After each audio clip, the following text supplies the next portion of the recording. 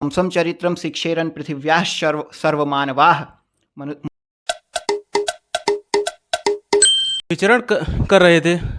रास्ते में एक संत जी मिले।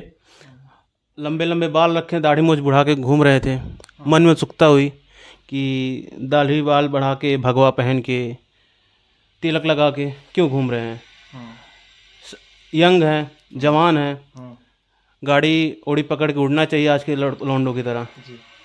क्या मामला, क्या क्यों ऐसे संत बन के घूम रहे हैं? संतत्व का अर्थ क्या होता है वास्तव में? प्रत्येक व्यक्ति को संत होना चाहिए मेरी दृष्टि में। सामान्यतः आजकल कोई सामान्य ब्राह्मण भी अपनी संस्कृति का पालन करे तो उसे भी लोग संतत्व मान लेते हैं, जबकि एक सामान्य ब्राह्मणोचित जीवन है ये कि ब्राह्मण को ऐसा होना चाहिए कि समाज को एक स्वस्थ दिशा देने योग्य व्यक्ति हो। वही तो ब्राह्मण है वास्तव में, जो जन्म से पहले ब्राह्मण हो और फिर वेदादि शास्त्रों का अध्ययन करके स्वस्थ दिशा दे। उस दिशा देने के लिए, क्योंकि समसम चरित्रम शिक्षेरन पृथिव्याः सर्वमानवाः मनुस्मृति का यह वचन है, तो अपने अपने चरित्र से पृथ्वी के समस्त मानवों को दिशा देना यह ब्राह्मणों का कर्तव्य है। और इसी दृष्टि से हम ऐसे दिखते हैं तो उसमें कोई आधुनिकता की बयार में बहने वाले जो लोग हैं, वास्तव में उनका जीवन स्वयं कोई दिव्य नहीं होता। वो केवल बाहर से दिखाना चाहते हैं कि देखो हम ऐसे हैं, वास्तव में उनके जीवन में कोई दिव्यता नहीं होती। तो आंतरिक दिव्यता सभी के जीवन में आए, इसकी शिक्षा देना ही इस वेश का मूल उद्देश्य है। नाम और थोड़ा सा शिक्षा के बारे में बताइए आप। जी, अब देखिए, मुझे आप सामान्य ब्राह्मण मानिए, क्योंकि हमारे यहाँ ग्रंथों में भी नाम का विशेष महत्व नहीं बताया गया कि किसका क्या नाम है। हमारे यहाँ चरित्रों का पूजन है, यानी जो कोई कुछ करता है, जो कुछ अच्छा कार्य करता हो, उस चरित्र का हमारे यहाँ विशेष महत्व है। नाम का महत्व नहीं है। तो गुरु प्रदत्त नाम यदि जानना ही चाहते हैं बुलाने के लिए तो श्री कृष्णानुरागी मानिए। और हमारी शिक्षा, आध्यात्मिक शिक्षा गोवर्धन मठ पुरी, जगन्नाथपुरी में आदि शंकराचार्य महाभाग द्वारा 4 मठ स्थापित किए गए, उसमें पूर्वामनाय गोवर्धन मठ पुरी। तो वहाँ से हमने पूज्य गुरुदेव से शिक्षा ली है, तो वहाँ से शिक्षा हो गई। नाम तो हमने आपको स्पष्ट किया। ऐसा देखा जाता था कि जो ब्राह्मण थे जटाधारी करते थे और पूरा बाल साफ रहता था।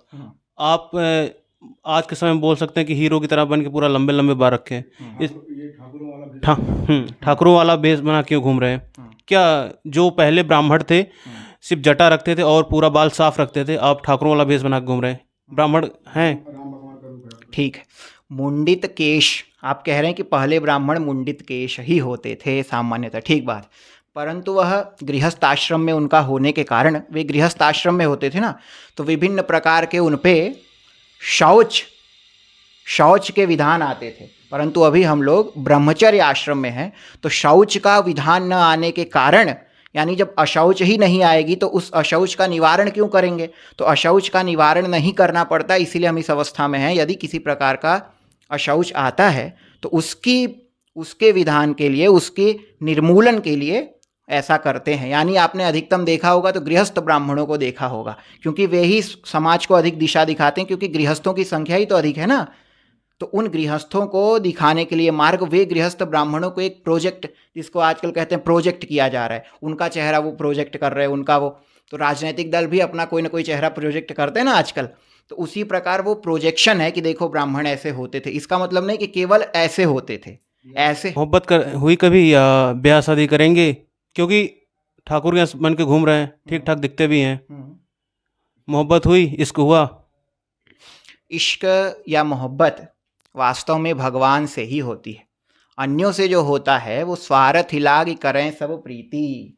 अन्यों से जो होता है वो स्वार्थ ही हो सकता है। यदि किसी में प्रेम हमको आपको दिखता भी है तो वो भगवत तत्व के होने के कारण दिखता है। हम में जो भगवान में हमारा जो प्रेम है, उस प्रेम के कारण दिखता है कि हम किसी से प्रेम करते हैं। इसीलिए यदि मोहब्बत आप पूछ रहे हो, प्रेम ही पूछ रहे हो, तो भगवान से हुई।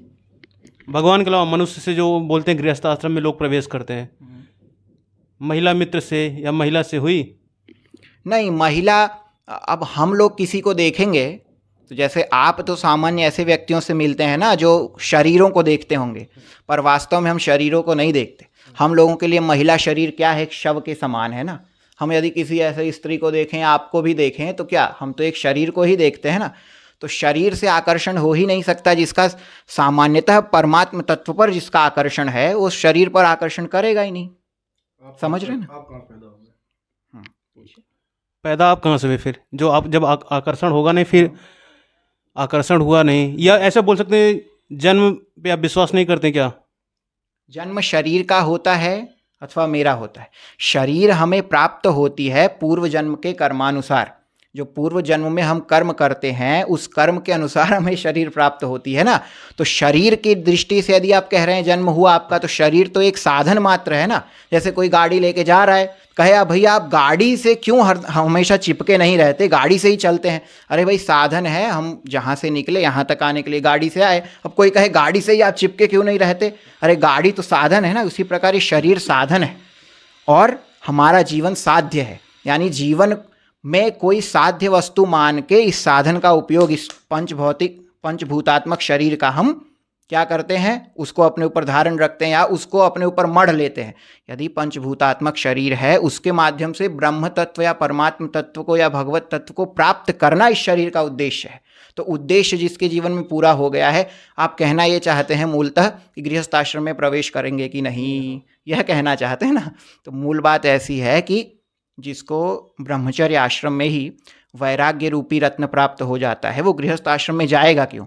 हमारे आपके या किसी के गृहस्थ आश्रम में जाने का जो उद्देश्य होता है वो क्या होता है, वैराग्य रूपी रत्न प्राप्त करना। किसी को बता दो अग्नि छूने से जल जाओगे, अब वो कहता है नहीं भाई मैं तो जब तक छूऊंगा नहीं तब तक जानूंगा नहीं कि जल जाऊंगा।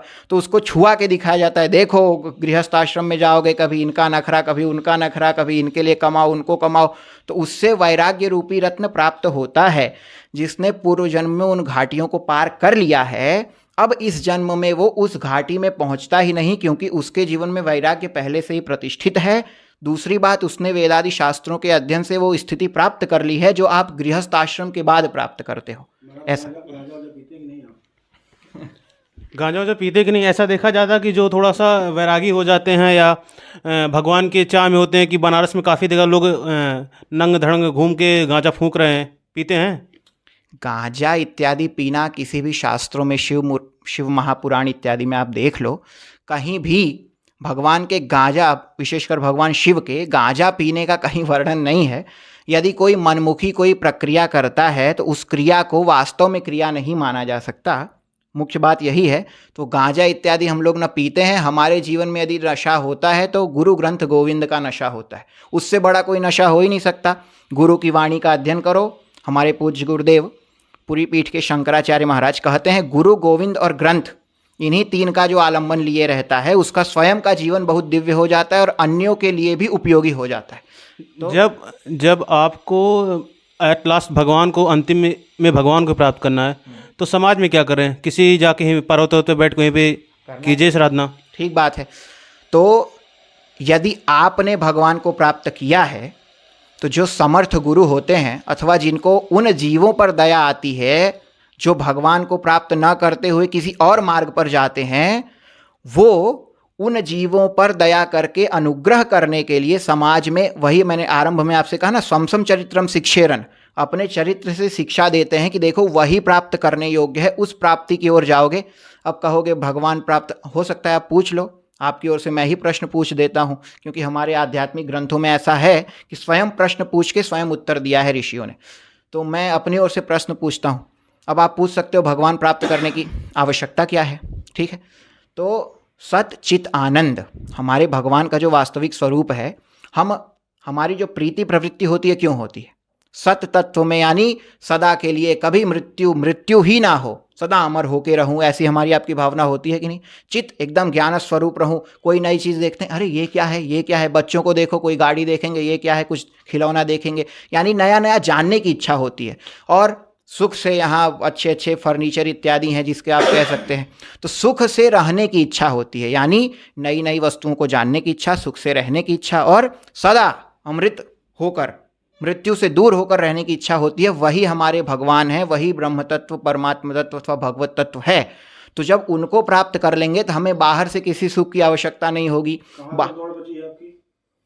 अभी भगवान को पाने में कितनी दौड़ बची है आपकी? वो तो कह सकते हैं कि जीवन भर दौड़ है। जो अपने आप को सिद्ध मान लेता है वास्तव में वो गिर जाता है। अपने आप को अंतिम क्षण तक, अंतिम श्वास तक साधक ही मानकर चलना चाहिए। अब इसमें जिसको उत्तर समझना है वो समझ जाएगा। यदि मैं कह दूंगा हाँ मिल गए हैं तो समझ लो नहीं मिले हैं। अगर मैं कह रहा हूँ कि तब तक अभी मैं साधक ही हूँ तो इसका मतलब समझने वाले समझ सकते हैं। हमारे दर्शकों को अपना कीमती समय देने के लिए बहुत बहुत धन्यवाद। धन्यवाद। दर्शकों को कुछ संदेश अपनी ओर से देना चाहता हूँ। पहला संदेश यह है कि मानव जीवन का जो उद्देश्य है उस उद्देश्य को ध्यान में रखते हुए अपनी समस्त प्रवृत्तियां करनी होंगी। दूसरी बात यह कि अपना जीवन अन्यों के लिए और अपने लिए उपयोगी हो सके इसके लिए निरंतर प्रयास करते रहना चाहिए। इन दो संदेशों के साथ फिर कभी लंबी वार्ता करेंगे। अपनी वाणी को विराम देता हूँ। नारायण।